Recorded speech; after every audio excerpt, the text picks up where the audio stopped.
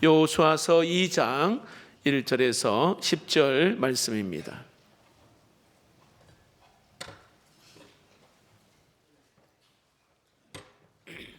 구약 성경 321면입니다.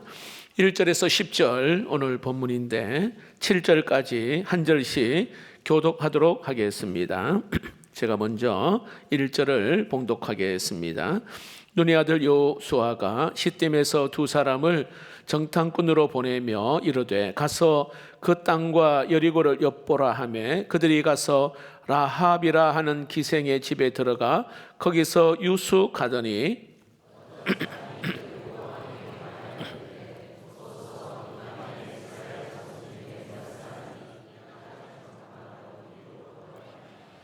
여리고 왕이 라합에게 사람을 보내어 이르되 내게로 와서 내 집에 들어간 그 사람들을 끌어내라. 그들은 이 온 땅을 정탐하러 왔느니라.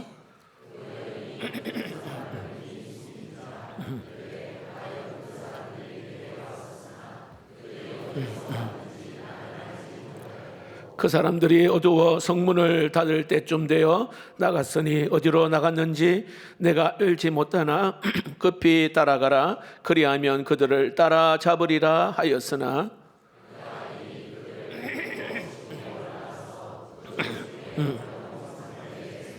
함께 읽겠습니다. 그 사람들은 요단 나루터까지 그들을 쫓아갔고 그들을 뒤쫓는 자들이 나가자 곧 성문을 닫았더라. 아멘.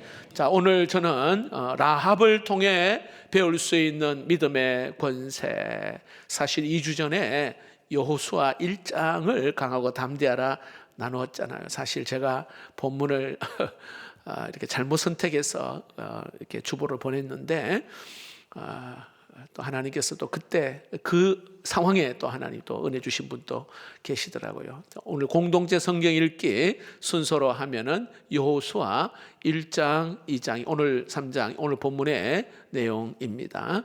저는 오늘 여기 2장의 내용을 택해서 함께 은혜를 나누고자 합니다. 자, 오늘 이 본문은요, 약속의 땅 가나안에 이제 막 들어가려고 하는 초입 부분에 해당되는 내용입니다. 두 사람을 소개하고 있죠. 한 사람은 여호수아, 우리 1장에서 함께 나누었죠. 또 한 사람은 오늘 2장에서 라합이라는 인물입니다. 여호수아 라합은 어찌 보면 대조적인 부분이 많이 있어요. 한 사람은 남자고 한 사람은 여성입니다. 또 우리가 잘 알고 있는 여호수아는 선택된 이스라엘 백성이지만 라합은 이방인입니다. 여호수아는 그 당시에 이스라엘을 이끌었던 지도자인데 라합은 어떤 사람이라고요? 기생입니다. 어두운 삶을 살고 있는 자입니다. 자, 그러나 이 두 사람에게 있어서 공통점은 가나안 정복을 하는 데서 하나님의 위대한 역사에 영광스럽게 쓰임받았던 자들이라는 겁니다. 자, 여기서 우리가 하나님의 일하심을 보면은 언제나 준비된 이 소수의 사람을 선택하여 하나님의 역사의 물주기를 열고 가신다는 것을 우리는 잘 알고 있습니다. 다수의 군중보다 하나님의 약속에 붙들려서 깨어있는 그 소수의 사람을 통하여 오늘 가나안의 첫 관문인 오늘 여리고를 여셨음을 알 수가 있습니다. 여러분, 여리고는요, 난공불락의 성, 감히 넘보지 못한 그러한 성입니다. 외벽과 내벽으로 이루어져 있고요, 14m, 15m 정도의 높은 성벽입니다. 그래서 외벽과 내벽 사이에 공간이 있어서 여기에 집을 짓고 사는데 오늘 라합이 바로 성벽 위에 집을 짓고 살았다 이야기합니다. 자, 이 여리고성을 점령하기 위해서 여호수아가 2명의 정탐꾼을 보냅니다. 근데 이미 정보가 새어 들어가서 이제 이 정탐꾼들이 위기 가운데 놓여 있는 상황입니다. 자, 이 어려운 가운데에 하나님이 오늘 여기 한 사람을 준비시킨 사람이 바로 라합입니다. 하나님이 라합을 사용하셔서 하시는데 어찌 보면은 참 아주 파격적인 그러한 사람을 하나님이 쓰지 않으셨나 생각되어집니다. 왜냐하면 정서상으로는 여성입니다. 사회적으로는 그가 지금 정말 기생으로 부끄러운 그러한 직업을 가지고 있는 여인이란 말이죠. 하지만 하나님의 역사는요, 우리의 생각을 뛰어넘어서 역사하시는 하나님이신 줄로 믿습니다. 엘리야가 이세벨의 칼날을 피하여 그가 그리 시냇가에 갔을 때에 하나님이 뭐 천사를 보낸 것이 아니라 보잘것없는 까마귀를 보내서 엘리야를 하나님이 살리셨어요. 먹이셨어요. 하나님은 누구라도, 그리고 어떤 경로라도 필요하시다면 사용하시는 하나님이신 줄로 믿습니다. 문제는요, 우리가 순종하느냐, 이게 문제예요. 우리가 믿음으로 최선을 다해 순종의 자리를 여러분 지키기만 한다면 하나님은 방법과 환경을 초월하여 우리를 책임지시고 인도하시는 하나님이신 줄로 믿습니다. 자, 결국 라합은요, 마태복음 1장에 예수님의 거룩한 족보에 그 이름이 올라갑니다. 살몬은 라합에게서 보아스를 낳고, 보아스의 어머니가 누구라고요? 라합입니다. 결국은 인류를 구원할 예수님의 조상이 되는 영광을 누리게 됨을 알 수가 있습니다. 히브리서 11장에는요, 라합을 믿음의 사람이라고 말합니다. 읽어봅시다. 시작. 믿음으로 정탐꾼을 평안히 영접하였으므로 순종하지 아니한 자와 함께 멸망하지 아니하였도다. 하나님은 이 라합의 부끄러운 과거의 모습들을 하나님이 지우시고 여기에 거룩한 가문의 줄기에 어찌 보면 접붙여 주셨다라고 생각하면 됩니다. 저는 오늘 여러분에게 바라고 싶은 것은요, 우리가 이 땅을 살아가는 가운데 믿음이 흔들릴 때가 있어요. 나 같은 사람을 하나님이 쓰실까? 나는 너무 보잘것없고 부끄럽고 과거가 있고 아픔이 있는데 내 이 모든 그 형편들, 그 수치들이 발목 잡혀가지고 이러지도 못하고 저러지 못한 그러한 고민과 낙심 가운데 있는 분이 있습니까? 오늘 여러분, 하나님이 이 라합을 통하여서 하나님께 우리에게 주어진 믿음의 권세가 무엇인지 오늘 설명하고 있어요. 여러분, 라합의 삶을 통하여 배울 수 있는 믿음의 권세, 오늘 이 본문에서 묵상한 세 가지를 함께 나눌 때 나의 말씀으로 받으시기를 주의 이름으로 축복합니다. 한번 따라해 봅시다. 다시 시작하는 권세입니다. 1절 말씀을 함께 보겠습니다. 1절입니다. 눈의 아들 여호수아가 시딤에서 두 사람을 정탐꾼으로 보내며 이르되 가서 그 땅과 여리고를 엿보라 하매 그들이 가서 라합이라 하는 기생의 집에 들어가 거기서 유숙하더니, 라합에게 늘 따라다니는 꼬리표가 기생입니다. 그런데 여러분, 이 기생은요, 그저 술 파는 정도가 아니라 몸을 팔아서 돈벌이하는 창녀를 의미합니다. 세상의 시선으로 볼 때는 소망이 전혀 없고 밑바닥 인생, 어찌 보면 부끄러운 그러한 과거에 묶여있는 여인입니다. 여러분, 이 라합은 아마 수도 없이 이런 생각을 했을 거예요. 내 인생이 어디서부터 잘못되었는가? 단 한 번만이라도 내가 다시 시작할 수만 있다면, 그런 마음 말이에요.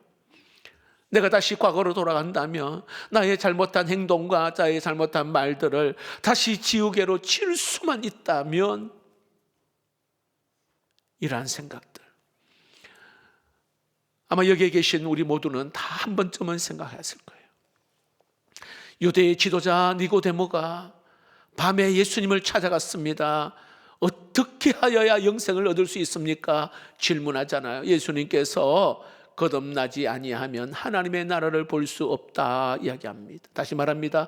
다시 태어나야 한다 이야기합니다. 오늘 이 시간 여러분, 내가 다시 시작하기 위해서는요, 다시 태어나야 한다. 내 중심에서 하나님의 중심으로 바뀌어져야 한다는 것을 의미합니다. 그리고 믿음으로 딱 결단했을 때에 하나님은 이 라합의 추한 과거를 하나님이 다 덮으시고 완전히 새로운 역사를 쓰시기를 시작하는 게, 이게 여러분 믿음의 권세인 줄로 믿습니다. 믿음은요, 아무리 인간적으로 봤을 때에 비참하고 처참하고 때로는 무너졌다 할지라도 하나님 안에서 새롭게 새롭게 시작할 수 있는 힘이 믿음인 줄로 믿습니다. 세상은 우리의 과거를 들추어내요. 너는 안 된다, 네 꼬라지를 한번 봐라. 세상은 자꾸 들추어냅니다. 그러나 하나님께서는 우리에게 그 믿음을 말씀하시면서 다시 시작하자, 다시 시작하자. 믿음이 있는 사람에게 바로 그 이야기를 하는 겁니다. 성경에도 여러분 놀라운 약속을 하셨잖아요. 고린도후서 5장 17절 말씀입니다. 힘차게 읽어봅시다. 시작. 그런즉 누구든지 그리스도 안에 있으면 새로운 피조물이라, 이전 것은 지나갔으니 보라 새 것이 되었도다. 할렐루야. 이전 것은 다 지나갔어요. 오늘 이 시간부로 다시 한번 하나님의 은혜를 붙들고 우리의 죄를 회개하고 나아갈 때에 새롭게 시작됨을 믿으시기를 바랍니다. 이뿐 아니라 요한계시록 21장 5절에 굉장히 중요한 말씀이 있어요. 예수님께서 하늘 보좌에 앉으셔서 온 우주를 향하여 하신 말씀이에요. 읽어봅시다. 시작. 보라 내가 만물을 새롭게 하노라. 할렐루야. 이게 믿음의 권세예요. 넘어진 자리에서 그저 거기서 허덕거리는 것이 아니라 다시 일어날 수 있게 하는 힘이 바로 믿음의 권세, 과거로부터 자유케 하는 그 권세가 믿음 안에 있다는 사실입니다. 우리가 참회 기도를 하고요, 마지막 우리 로마서 8장 1절 2절을 우리가 사회자가 멘트하잖아요. 그러므로 이제 그리스도 예수 안에 있는 자에게는 결코 정죄함이 없나니 이는 그리스도 예수 안에 있는 생명의 성령의 법이, 따라해 봅시다, 죄와 사망의 법에서 누구를? 죄와 사망의 법에서 나를 하나님이 해방시켜 주신다. 얼마나 여러분 놀라운 말씀인지 몰라요. 세상은 죄짓고 세상은요 정죄하고 그러잖아요.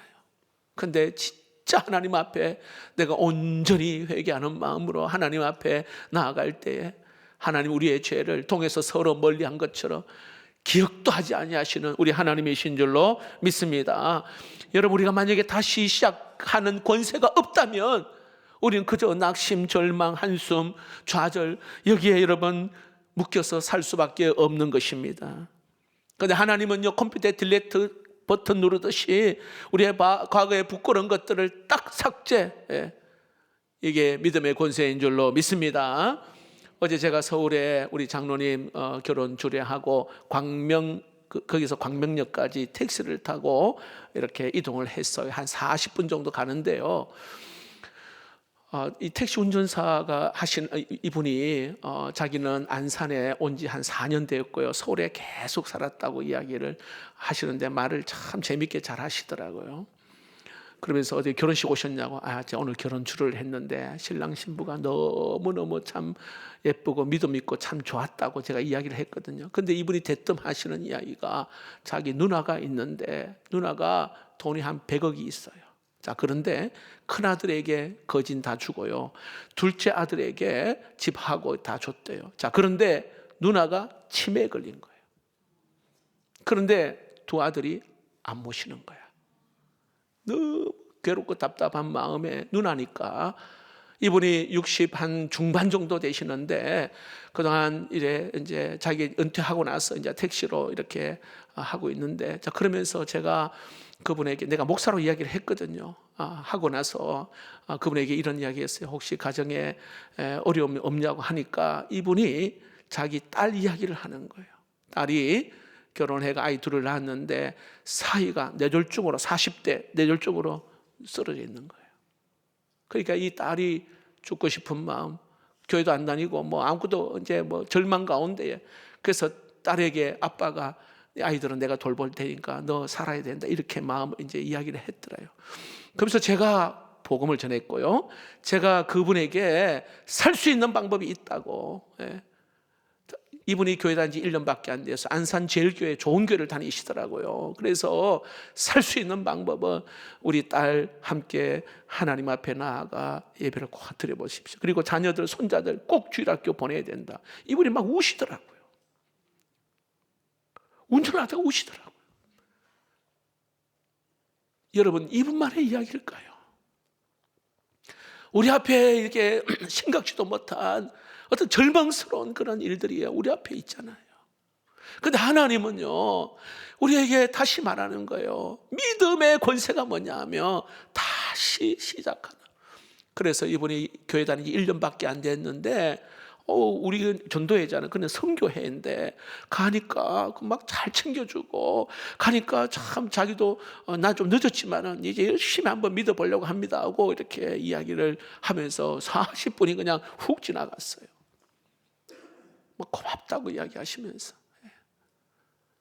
여러분, 이 상황들, 이 어려운 상황 어디에서 여러분 해답을 찾을 수 있을까요? 사람들은 철학관 전 보러 가고, 어떻게 해야 될지 막막해서. 그러나 여러분, 오늘 여러분 잘 오셨어요. 우리에게 참된 소망 되시고 우리의 살 길을 열게 하시는 하나님이 여러분 우리의 소망 되심을 믿으시기를 축복합니다. 바로 시작하게 하는 권세가 바로 믿음의 권세예요. 믿음의 권세. 믿음은요, 여기에 라합의 과거보다 큰 줄로 믿습니다. 하나님의 은혜는 우리의 과거의 흔적보다도 하나님의 은혜는 더 크다는 사실입니다. 과거의 불행보다, 과거의 실수보다도, 과거의 어떤 상처보다도 여러분 하나님의 사랑은 더 큰 줄로 믿습니다. 자, 라합이요 어떻게 시작한 줄 아십니까? 간단해요. 믿음을 따라 딱 선택을 한 겁니다. 자, 라합의 집에 정탐꾼이 숨어 들어왔단 말입니다. 자, 이 정보를 알고는 왕의 신하들이 왔단 말이에요. 그러면 여러분 간단하잖아요. 자, 저기 있습니다. 신고하면 뭐 보상금 받을지는 모르겠어요. 네. 하지만 믿음을 따라 선택을 한단 말이죠. 하나님 편에 서겠다, 이걸 선택한 거예요. 여러분, 믿음은 오솔길이 아닙니다. 복잡한 교차로예요. 어떤 길로 선택할 것인지, 어떤 사람을 선택할 것인지, 어떤 통로로 내가 선택할 것인지 항상 여기에 선택이 놓여져 있습니다. 여러분, 어떤 것을 선택하시겠습니까? 그냥 상식을 따라 선택하겠어요? 아니면 어떤 그런 욕심을 따라 선택하겠습니까? 아니면 나의 이익을 따라 선택하겠습니까? 여러분, 믿음을 따라 선택해야 될 줄로 믿습니다. 다시 믿음을 붙들면 그동안 부끄럽고 수치스럽고 과거 중요하지 않아요. 다시 시작하는 권세를 주실 줄로 믿습니다. 두 번째, 라합을 통해서 배울 수 있는 믿음의 권세는 따라해 봅시다. 눈으로 보지 못한 것을 본 것처럼 믿게 하는 권세입니다. 9절, 10절, 11절 보겠습니다. 말하되 여호와께서 이 땅을 너희에게 주신 줄을 내가 아노라. 우리가 너희를 심히 두려워하고 이 땅 주민들이 다 너희 앞에서 간담이 녹나니 이는 너희가 애굽에서 나올 때에 여호와께서 너희 앞에서 홍해 물을 마르게 하신 일과 너희가 요단 저쪽에 있는 아모리 사람 두 왕 시온과 옥에게 행한 일, 곧 그들을 전멸시킨 일을 우리가 들었음이니라. 우리가 듣자 곧 마음이 녹았고 너희로 말미암아 사람이 정신을 잃었나니 너희 하나님 여호와는 위로는 하늘에서도 아래는 땅에서도 하나님이시니라. 할렐루야. 자, 이게 어떤 내용이냐면 이스라엘 백성들이요, 광야 시절에 여러분 잘 아시잖아요. 하나님이 기적 같은 역사를 눈앞에 보여줬는데도 원망하고 불평했습니다. 그리고 나중에 차라리 우리는 저 사람들에 비하면 메뚜기 같다 이렇게 이야기하고 우리 이길 수 없다 낙심했던 그들입니다. 그래서 열 정탐꾼의 보고를 듣고는요 밤새도록 통곡했던 그들입니다. 그들은 이런 놀라운 기적에 하나님의 역사하심을 불신하고 불신한 가운데 빠져있는 그들, 결국 광야를 돌잖아요. 자, 그런데 보세요. 이스라엘 백성들이 광야를 도는 그 기간 동안 하나님이 어떻게 일하시는지. 오늘 여기 보니까 가나안에 있는 사람들이 여호와 이스라엘의 하나님이 역사하신 것을 소문을 들었어요. 여러분, 이스라엘 백성들이 승승장구한다는 소식을 들었단 말이에요. 사실 여러분, 홍해가 갈라진 사건은 40년 전의 일이란 말이에요. 이미 다 잊혀질 법한 그러한 시간들입니다. 그런데 이상하게도 가나안 백성들이요, 40년 전에 홍해 사건이 마치 어제 일어난 것처럼 오늘 지금 이야기하잖아요. 생생하게 이야기합니다. 와, 이스라엘 하나님이 홍해를 갈라버렸대. 여기에 아모리 왕 시온과 옥을 그냥 단번에 그냥 무너뜨렸대. 가나안 사람들은 그런 이야기를 들으면 들을수록 그들이요, 마음에 두려움과 공포에 눌려 있단 말이에요. 그 이야기를 좀 전에 하는 거예요. 자, 여러분 보십시오. 이 놀라운 것은요, 똑같은 소문을 들었는데 오늘 저들은 간담이 녹아서 물처럼 굉장히 두려워했는데, 오늘 라합은 한 번도 그거 본 적도 없는 라합은 하나님의 역사에 대한 이야기를 들을 때에 그 안에 믿음이 생겼어요. 확신이 생겼어요. 확신이. 눈으로 보지 못해도 이렇게 들려오는 것만으로도 확신 있게 하는 권세, 믿음의 권세인 줄로 믿습니다. 여러분, 정반대의 모습을 가진 사람이 예수님의 제자 도마입니다. 여러분, 예수님의 제자 도마는 의심 많은 제자 도마 아시죠? 예수님의 부활한 소식을 듣고는요, 그가 말합니다. 내가 눈으로 직접 보지 않고 손과 그 옆구리를 내가 손가락 넣어보지 못하면 내가 못 믿겠다. 자, 예수님이 보여주셨어요. 그러자 도마가 주는 나의 하나님이십니다, 이렇게 고백하잖아요.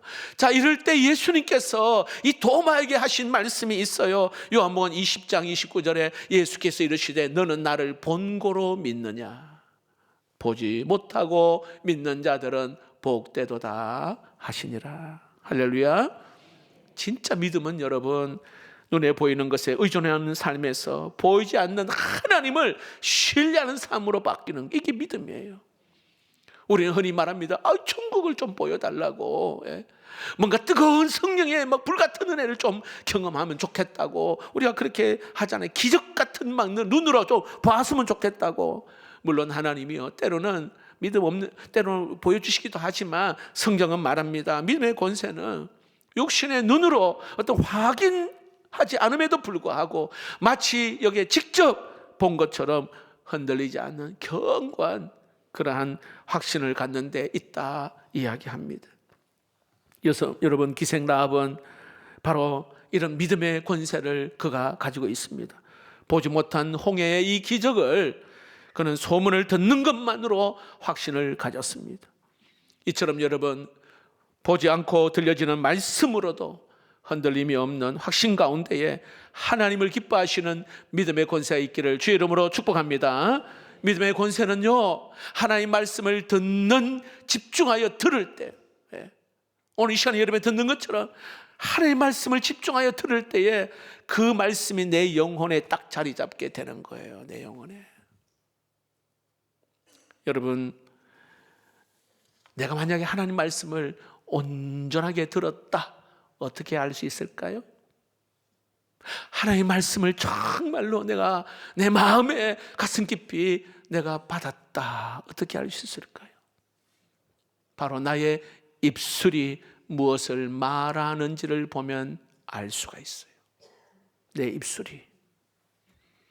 왜냐하면 사람의 마음에 가득한 것이 내 입으로 나온다 했잖아요.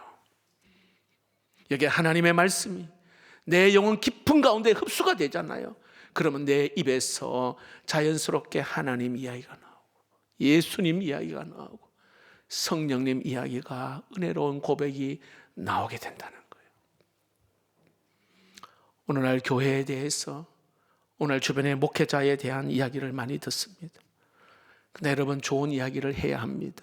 왜냐하면 이 땅의 교회와 이 목회자는요, 타락하고 때로는 이런 것이요, 어제 오늘의 이야기가 아니에요. 여러분, 초대교회에서부터 지금까지 계속 교회, 이미 여러분 성경에 나와 있는 교회들도 굉장히 문제가 많고, 갈등이 있었잖아요. 뭐 교회들마다 에베소 교회 뭐또 있잖아, 그렇죠? 갈등성이 있었어요.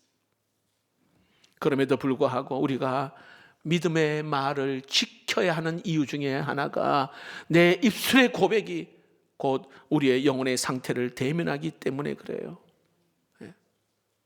허물을 들추어내는 말은요, 내 영혼을 메마르게 합니다만, 메마르게. 그러나 은혜를 나누는 말은 내 영혼을 살리는 것입니다. 영혼이 살리는. 비난하기보다 목회자를 위해서 또 연약한 성도를 위해서 기도하는 그 기도의 자세가 바로 하나님의 말씀을 온전하게 들은 자의 증거라는 것입니다. 저는 우리 성도들을 한 분 한 분 이렇게 보면서 기도하는 제목이, 하나님, 우리 성도들이 혹시 예수 그리스도로 말미암아 거듭나지 못한 성도가 있다면 거듭나게 해주시고, 두 번째, 하나님의 성품, 예수님의 성품을 담기를 원하고, 세 번째로 하나님, 이 세상 떠날 때에, 하나님 앞에 섰을 때에 정말로 누구도 부끄럽지 않은 사람으로 발견되기를 원합니다. 이런 기도예요. 특별히 여러분, 우리 목회자를 위해서, 다음 세대 교사를 위하여, 사랑 목자를 위하여, 말씀을 양육하는 줄을 위하여 기도해 주세요. 왜냐하면 말씀을 전하잖아요. 영혼을 돌보는 사역을 하는 거예요. 굉장히 중요한 사역이에요. 하나님의 은혜 안에서 있지 않으면 정말 감당하기 힘든, 그래서 좋은 기도의 동력자가 되는 거, 이럴 때 여러분, 그 공동체는 건강하게 온전하게 서갈 줄로 믿습니다. 여러분, 기도의 그 동력이 얼마나 위대한 힘을 발휘하는지 유명한 일화가 있어요. 설교의 황태자라고 하는 찰스 스펄절 목사님, 굉장히 말씀을 잘 전하는 목사님, 교회에 부흥하는 교회가 있어요. 런던의 메트로폴리탄 타버러클 교회인데요, 이 교회가 부흥하고 또 정말 수천 명의 사람이 와서 은혜를 받는데, 어느 방문객 몇 분이 와가지고, 목사님, 교회가 이렇게 부흥하고 그리고 말씀이, 설교에 힘이 있는 이유가 무엇입니까? 이렇게 질문하였더니, 이 스펄철 목사님이 이 방문객을 데리고요, 지하 방으로 내려가는 거예요. 지하에 들어가 보니 거기에 수십 명, 수백 명이 거기서 기도를 하는단 말이죠. 목사님이 강단에서 선포되는 그 시간부터 마칠 때까지, 하나님, 이 선포되는 말씀이 오늘 여기에 누구든지 그 영혼을 깨우고 그 심령에 닫힌 마음, 굳은 마음들을 하나님 열어달라고, 그렇게 크게 중보 기도하는 것입니다. 스벌처 목사님 말씀합니다. 저분들이 바로 우리 교회의 동력입니다. 발전기 같은 동력이라는 거예요. 저의 설교의 힘은 저들의 기도에서 나옵니다. 여러분, 설교가 단순히 한 사람의 역량이 아니라 바로 성도의 간절한 이 기도와 하나님의 은혜가 만날 때 영적인 생명력이 일어나게 될 줄 믿습니다. 여러분, 굳어있는 마음들, 닫힌 마음들을 하나님이 열게 하시고요, 그래서 날카로운 이 검과 같은 하나님의 말씀이 우리를 찌르기도 하고 도려내기도 하고 수술하기도 하고, 이럴 때 여러분, 오늘 예배 가운데에 새롭게 결단하고 다시 한번 내가 믿음으로 살아가겠다고 이 새로운 변화가 일어나는 것이 바로 이 예배인 줄로 믿습니다. 여러분, 기도가 보이지 않는 하나님의 말씀을 들리게 만들고, 그 들려진 말씀이 우리 안에 흔들리지 않는 믿음을 심어주는 줄로 믿습니다. 오늘 이 시간에 우리 예배 드리잖아요. 우리 현재 그걸 기도실에서 기도하는 거예요.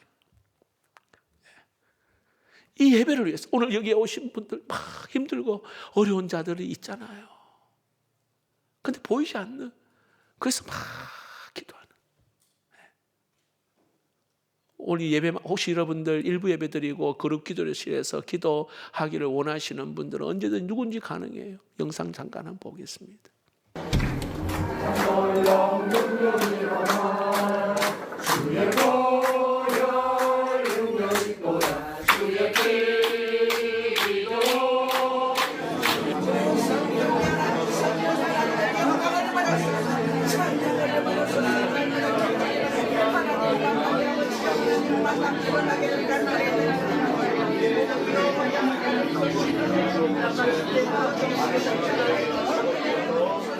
네, 우리 기도는요, 누구나 가능합니다. 누구나. 영적으로 여러분 뭔가 내가 다시 한번 기도의 줄을 꼭 잡고 싶고 기도가 회복되기를 원하시는 분은요, 함께 와서 오늘 현재 2부 예배를 기도하고 우리 다음 세대 우리 자녀들 지금 현재 각 부서마다 예배를 드리잖아. 하나님, 우리 아이들이 하나님을 꼭 만나기 위하여서 기도하는 이 기도가 이 교회의 영적인 그러한 힘. 여러분 여기 계신 분들 어느 곳에서 어떻게 여러분 기도하든 그 기도가 보이질 않지만 하나님의 강력한 역사가 일어나는 기도가 되는 줄로 믿습니다. 자, 마지막으로 오늘 라합에 통해서 배울 수 있는 믿음의 권세는요, 따라해 봅시다. 당당하게 요청하는 권세입니다.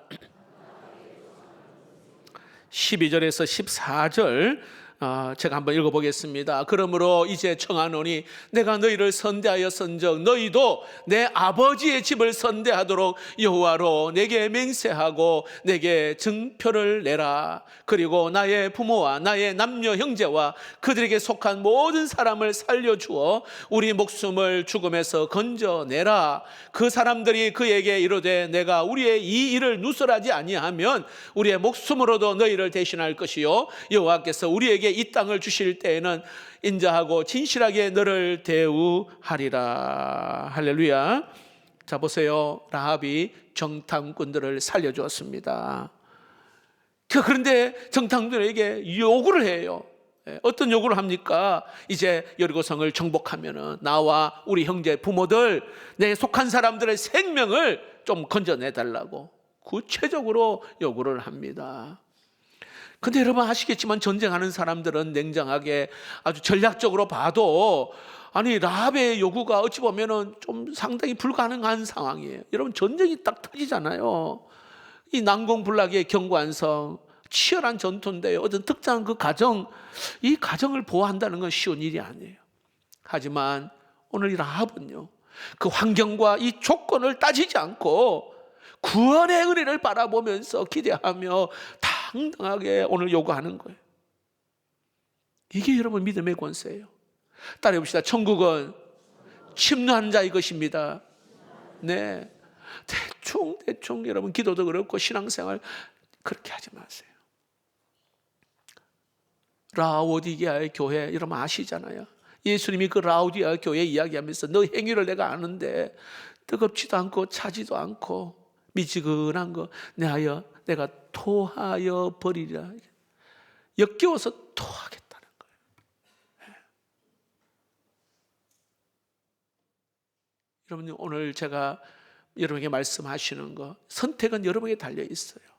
기도를 하든 그러나 여러분 성령께서 내 마음에 감동 주시면은 여러분 봉사도 하시고 기도의 자리에도 나오시고요, 말씀도 읽어보시고 한번 해보세요. 여기에 놀라운 그 역사, 특히 하나님 앞에 기도할 때에 좀 뻔뻔스럽지만 부끄럽지만 당당하게 여러분 하나님 앞에 요구할 수 있기를 축복합니다.